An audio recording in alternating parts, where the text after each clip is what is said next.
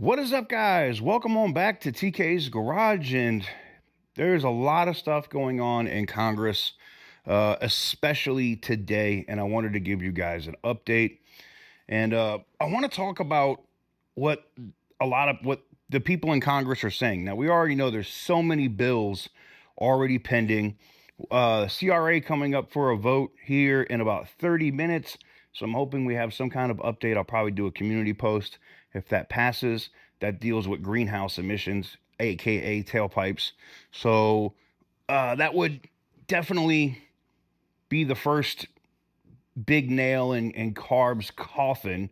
I'm hoping that gets done today because we've been waiting on this since March 12th, right? We're at the end of March now.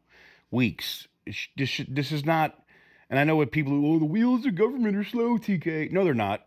Put it on the floor. All you got to do is literally put it on the floor and vote on it. It's not difficult at all.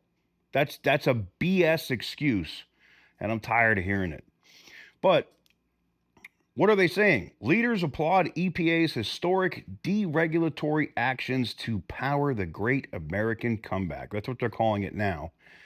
And some of these people, and you can probably guess what party they are attached to, but you got Governor Greg Gianforte. I'm probably butchering his name, from Montana. After years of overreaching, burdensome regulations costing Americans, President Trump and Administrator Zeldin have launched the biggest deregulatory action in U.S. history, a historic move that'll bring much needed relief to Montanans. And you got the Majority Leader, John Thune, South Dakota. The EPA deregulation actions to remove Biden-era rules will help lower energy costs and return the agency to its core mission. I applaud Administrator Zeldin for working to ensure we have an all-of-the-above energy approach that promotes grid resilience and unleashes American energy. And there is a ton of representatives or whatever that have statements on this stuff. And the issue for me here is I see all these different, Judicial Watch, U.S. Chamber of Commerce. I see all of these people talking about it. This DOT secretary, Department of Energy secretary, Texas Railroad Commissioner, Heritage Fund. I see all of these people, but here's my only issue, okay? If you have this amount of massive support, right, from everybody in both chambers of Congress, you got the House and the Senate, you control both, and you have the presidency, why is this not done already? At this point, it's like, okay, cool. So which Republicans are in the pocket of green energy? Which ones took money from the Green New Scam? Because that's where I'm at with it at this point. Who is getting paid off not to put it on the floor for a vote? It was very easy for you guys to vote to get rid of the methane provision rules and get rid of some of the rules that would help you for drilling in terms of oil and stuff. You guys got that done in like a week and a half. Boom, passed. President signed it. And you can look on the congressional tracker where those are at, those CRAs, right? But when it comes to greenhouse gas emissions or eliminating California's ability to do what they're doing, we're still here. So this is a valid question. And I'm hoping that either somebody sends this to the president or somebody on the president's staff sees this. And they need to ask, Lee Zeldin needs to ask, why is it that this isn't passed already? Which Republicans are in the pocket of the Green New Scam? Think about that. Because best believe, and it's crazy because it's like, I presented legislation. Awesome. I like the Transportation Freedom Act. I like the Stop Carb Act. I know they renamed it to something else, but that's what it was previously. I like the Choices Act. I like all of these bills that have been put forward, right? I do like that Congress did shut down the Diesel Emission Reduction Act. I'm glad that they said, we're not doing that. We're not giving you any more money to get rid of reliable diesel engines. I like that.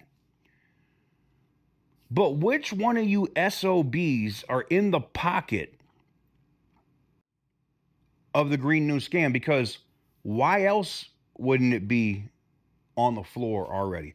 I have to ask questions now of Mike Johnson, the speaker. Like, how are these congressional review acts not out of committees? How are they not already on the floor? Because they keep saying they want to lower the price of vehicles, right? How many times you've heard it? I've heard it. I've seen I've got excited. I've seen the press releases. I've seen the statements. How many? It's just like, you keep saying you want to lower the prices of vehicles. You keep saying you want to unleash these American auto manufacturers from having to put active fuel management, MDS, DEF, diesel particulate filters, all of this. Are catalytic converters going away? Probably not. But all this other stuff that we've created in like the last 15 years, that shit can go. But here, we're still here. So are we making, because this is the other thing. Manufacturers need to get on the ball to start making vehicles for 2026 and 2027. Can we get this passed so that General Motors has an idea that they don't have to put this displacement on demand crap on their trucks anymore?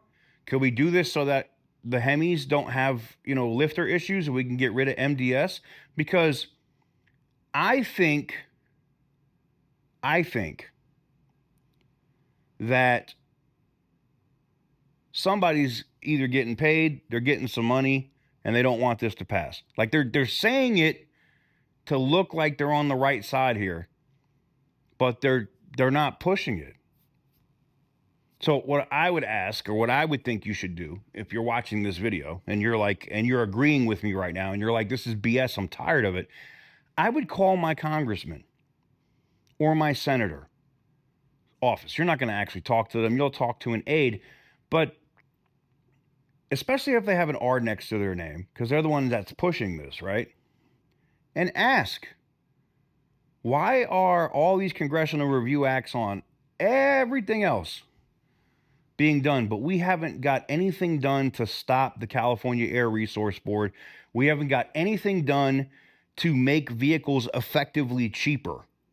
Because they claim that that was the goal, right? Was to get rid of some of this emission stuff to make vehicles cheaper. Where is it? Where is it?